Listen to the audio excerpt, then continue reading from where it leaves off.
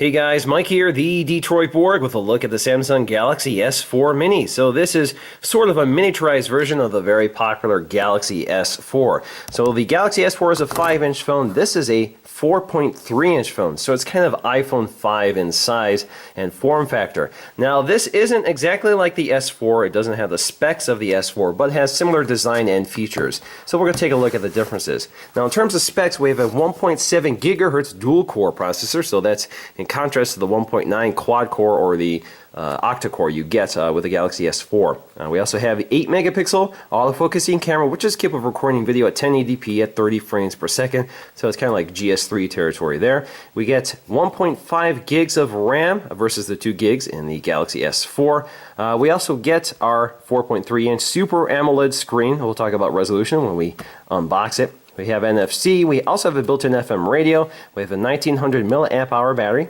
We also have LTE capable. This is supported in international markets with LTE. This will work in the US on GSM carriers like AT&T and T-Mobile. I don't expect this to be sold on any of those carriers, so this is probably not coming to the US, but you never know. So this again is sold internationally about $100 cheaper, so you can pick this up about $500. So that's kind of a mid-range phone. It's actually similar in price to the Galaxy Mega, which I also reviewed previously. It's also similar in spec to the Galaxy Mega, but you get a smaller form factor. Alright, so let's just cut our seal, and as you can see here, we have the GTI 9195. So that is the model number we're looking at here. Lift the lid, and there it is. Now, as you can see, I have the white version. This is also available in black, so you can pick up any color you choose, just like the GS4. A little tab here to lift up. There is our little Galaxy S4 Mini, definitely much smaller than any Samsung phone I've used recently. Let's go ahead and take a look at what's inside this box. We have a quick start guide. So this is the US, or not US, this is the UK version, so it's in English this time. Warranty card. We also get some of our accessories. I can see the huge UK wall adapter here, so you can see it's folding, so that's kind of nice if you fold these out. And I think I'm missing something here. There we go. So you got the other part here, slides in. There you go. We also have our headphones, so these are the standard Samsung headphones with inline mic and remote control. You have the in-ear earpieces, and they do give you more gels to fit your ear. We have our 1900 milliamp hour battery, it's kind of small battery, and we have our matching USB cable. So let's go ahead and take a look at that little phone. So we got lots of plastic covering it. Looks very similar to the Galaxy S4, so let's just lift this up here.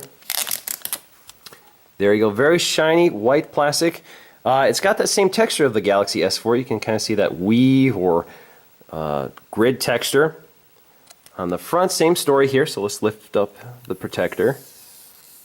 Galaxy S4 Super AMOLED Android Bluetooth NFC technology, and there you go. So you get that white bezel, Samsung branding, 1.9 megapixel front-facing camera capable of recording video at 720p. We also get our sensors, so we have an ambient light sensor as well as a proximity sensor, our earpiece. We have our home button as well as our backlit Android controls, which are invisible until lit. So let's see if we look along the side. We have lots of pieces of plastic surrounding the bezel, so let's go ahead and peel those off as well.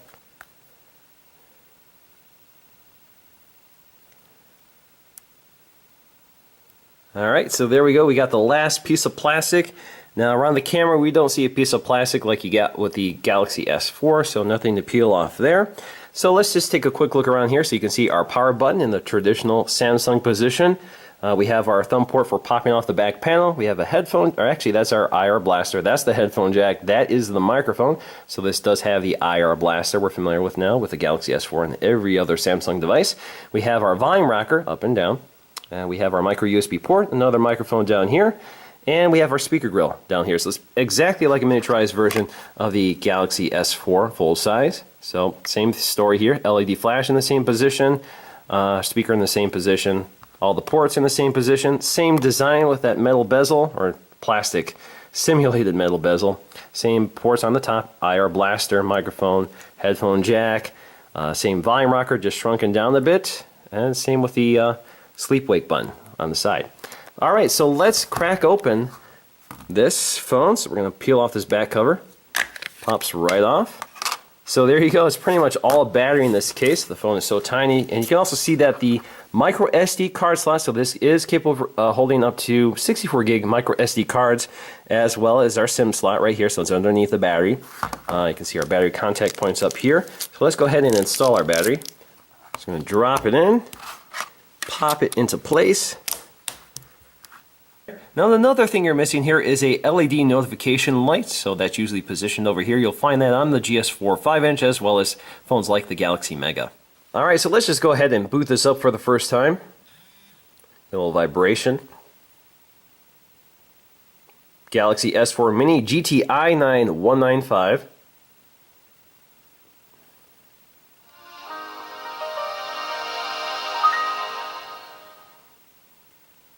So during the setup process, Samsung will kind of coach you on some of the available features of the Galaxy S4 Mini. That includes things like S-Beam, which we're familiar with. That allows you to transfer files between phones by touching the back of the phone. If you tap on any one of these features, it will explain exactly what it is, and it will illustrate it for you as well. You have voice control, which you can toggle on and off. It's off by default. So for example, you can stop or snooze an alarm with voice commands such as stop or snooze. Same with capture, you can say cheese, smile, or shoot. Same with music controls, that sort of thing. You have to be about 20 to 30 centimeters away for that to work. We also have easy mode, which kind of turns the phone into kind of a simpler user interface. It places all the major apps on the home screen, so you have quick access to everything you need without setting up the device personally. You also have adapt display, which will adapt the display to the ambient conditions. So let's go to next. And we can name our phone as well, so let me go ahead and name it to our Galaxy S4 Mini. Alright, so let's go ahead and take a look at this 4.3-inch display, resolution of 540 by 960, good for a pixel density of 256 ppi. Certainly not in the 1080p range of the Galaxy S4 5-inch phone. If you look at them side by side here, you can see there's a big difference in size, obviously. But I actually find this display to be brighter. So again, both are AMOLED displays. Both are very nice displays, but this seems to be brighter than the 5-inch display. But certainly not the pixel density of the 5-inch display. This is a very, very nice display. But if we look at the iPhone 5 here, again, very similar in size and form factor to the GS4 Mini. You can see that the GS4 Mini is still a bit larger. They've filled the same footprint with a larger display than the iPhone 5. Now, the iPhone 5 is narrower. It's also a little taller than the GS4 Mini. It's kind of minor difference here. It's also a little thicker. The GS4 Mini is quite a bit thicker than the iPhone 5. But overall, the same footprint, the same size and form factor. I definitely like this size. It's very comfortable to use. You can see you can reach the entire screen with your thumb in one hand, so you don't have to do any sort of hand gymnastics to operate the phone. I really like that sort of size and form factor, so it's kind of nice to see we're getting this from Samsung instead of focusing entirely on large phones. Now, like the full-size GS4, this is running the latest version of Android 4.2.2. It's also running the latest version of TouchWiz, so you get very similar overall user experience, including that starburst effect to unlock the screen. If we look at our home screens again, very similar territory here. This is the default configuration, so you have lots of Samsung-orientated widgets. So you got Samsung Hub, you got the Story Album app, you got your weather and clock widget, a lot of the pre-installed apps, your camera widgets or your camera app.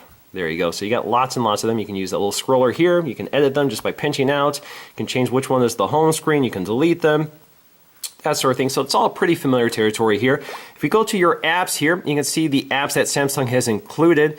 That includes S Planner, of course, Chat On, Samsung Apps, and Samsung Hub. You also have Watch On. Now, Watch On is the app that allows you to use the IR Blaster to control your TV. I've demonstrated that before. It's kind of a nice app. Basically allows you to connect to your TV so you can program your devices into the Watch On app and control it using your phone. You also have Group Play, which allows you to connect other Samsung devices so you can share music, files, or games. It's kind of a neat app as well.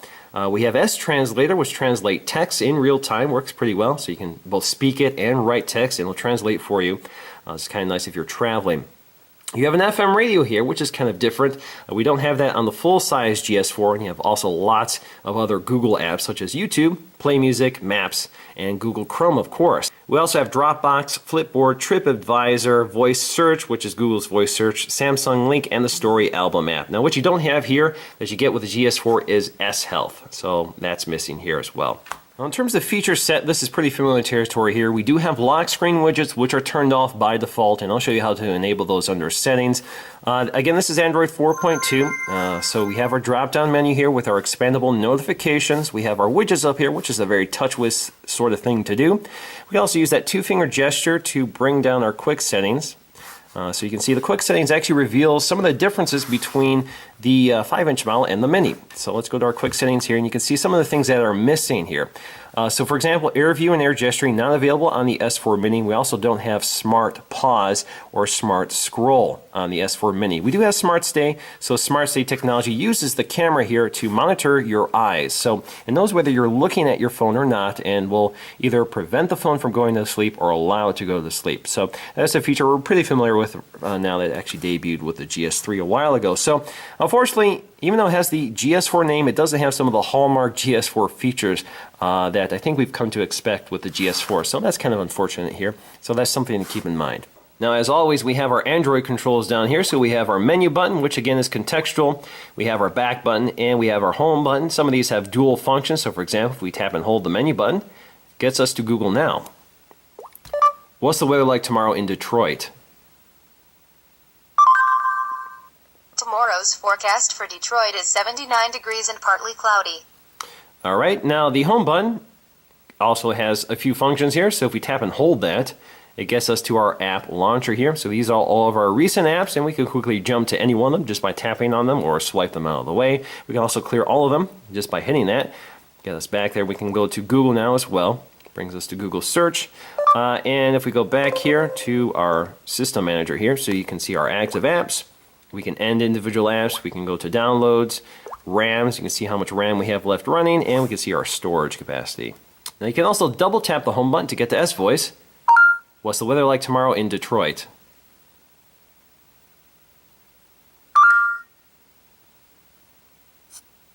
It'll be a high of 79 degrees and partly sunny on Thursday. Now you do not have multi-windowing mode here as well. That's something you'll find on the GS4, which you can activate by tapping and holding the back button. So that feature is not present with the Mini. Now we do have our lock screen widgets, which again are off by default, but if we go to our settings, we can quickly activate that. So we want to go to My Device, go to Home Screen mode. Actually, let's not do that. We want to go to Lock Screen, and Lock Screen we can enable multiple widgets, which was off. I just turned it on earlier. So now we can take a look at that. We also have lots of other settings here, such as the unlock effect. We can enable shortcuts so we can have apps on the screen. You can also modify what appears on the screen. So for example, I do not want the standard Android app. I want to delete that, and I want to add Chrome. So let's do that right here. There we go. And we're all set. So let's go ahead and take a look at our lock screen. So if we go to our lock screen, we can now see we have our apps here, which we can launch quickly, just like that. Let's go back to our lock screen, and if we go to our clock icon, if we swipe over that, you can now see I have access to my widgets. So you can see these are just some of my, this is actually the Google Now widget, which I installed earlier. So let's swipe here so you can see Google Now. We can also add more just by swiping to the right, and we get another option here. So we hit plus, we can add a number of predefined widgets such as email widgets, Gmail, Google+, messaging, music, S-Planner, Watch On, which is kind of nice to quickly have access to from your lock screen when you want to quickly control your television. So let's see if we can add our email widget here. So there you go, that is our email widget. So let's go to the lock screen, swipe again, there is Google Now, and there is our email. We can quickly look at that, and we can click on any one of these. This is all junk mail, so hopefully nothing too offensive. But there you go, works pretty well. Now you can also quickly access your apps from the lock screen just by swiping left. So you have these predefined apps, which you can modify as well. So you can add apps or remove apps, or you can change this to the camera. So if you rather just activate the camera by swiping to the left, you can do that under settings. So let me go ahead and fix this and go to settings, go to my lock screen, go to my lock screen widgets, go to clock or personal, favorite apps or camera. And we're going to select camera instead of favorite apps. Click save. Now if we go to our lock screen, swipe, there we go, quickly access our camera. Now speaking of the camera, again, this is actually very familiar. We have our modes here, so we have sports, night, auto, beauty face, best photo, continuous shot, best face, sound and shot, rich tone HDR, panorama, sports, etc., etc., etc. So we have lots of modes here. What you won't find is that dual shot mode, which records both the front-facing and rear-facing camera at the same time. That's something the GS4 does. Now the controls are pretty familiar here. So we have our camera shutter, we have our video. So we can record video, and we can pause it and resume it. We can also shoot photos while we're recording video. So as you can see, it mutes the shutter sound effect so it doesn't interrupt your video recording. Now in terms of the sharpness of the display, I'm actually pretty impressed here. So if we look at the really small text on the full The Verge website, you can see it's pretty readable. It is a little crunchy looking, but it's not too bad. So I'm pretty impressed, and of course you can pinch in and out to zoom on that text to make it more readable. Now I find the biggest challenge here with this smaller display and the smaller text is just the brightness of the display. So OLED technology, even at full brightness, really isn't terribly bright. So for example, if you look at the iPhone here, you can see it's quite a bit brighter. So the background is much wider, which makes the text really pop out here. So you can see that the black text is much sharper. So that's something to keep in mind here. It's still a great display. I have really no complaints here. OLED technology has its benefits. And I think it's actually pretty sharp, even though it's not over 300, over 400 ppi. I actually have no complaints here in terms of that lower quality display. Now the keyboard is pretty familiar if you're used to an iPhone, so it is a little tight here, but it feels pretty comfortable to type on. If you go to settings, you have other controls here. So you have continuous input, so you can enable that. So we have continuous input enabled. We go back to our keyboard and get to, here we go. We can start, basically it's a swipe-like control. Although this is a test, so it works pretty well. And of course you have your voice keyboard as well. Actually, if we tap and hold the control down here, we get to our voice. Hello, this is Michael from Rochester Hills, Michigan, period. And that works extremely well. Now in terms of benchmark scores using Antutu, you can see that the GS4 5 is definitely best the Mini by quite a substantial margin here. So 25,000 versus 14,000. Actually, this is very similar to the Mega. So the Mega score is about 13,285. So a little better performer. The Mini's a little slightly better performer, probably because there are less pixels here to push than the Mega. The Mega is slightly more pixely than the S4 Mini. So overall, because they have similar specs, it makes sense that they also have similar benchmark results. So in conclusion, the S4 Mini is kind of an interesting product. It's for people who kind of want a smaller phone, who don't want those oversized large phones with a big screen. It's particularly good if you want to use this phone quickly with one hand and don't really value the large screen. The display is pretty nice. It's not as sharp as you get with a lot of high-end smartphones these days. And as a mid-range phone, it's got mid-range specs, including a mid-range camera, mid-range CPU. It doesn't have all the features of the full-size GS4, which kind of confuses things here because this is labeled a GS4, but doesn't really resemble a GS4. Maybe it resembles it in design, and maybe the user experience is similar, but the feature set is quite different, and certainly the specs are completely different.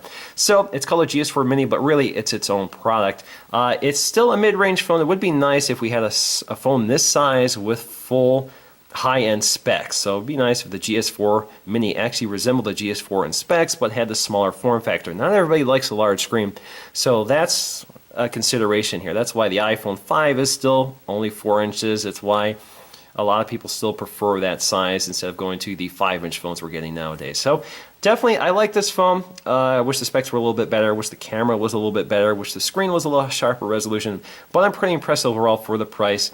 And I definitely think this fits a niche for a lot of people who want a smaller phone and don't care about all the features the GS4 offers. You still get all the benefits of TouchWiz, still works pretty smoothly, and with that lower resolution screen, less pixels to push, I have no complaints here in terms of overall performance. So there you go. That is the GS4 Mini. I hope you enjoyed this video, and I'll see you again in the next one.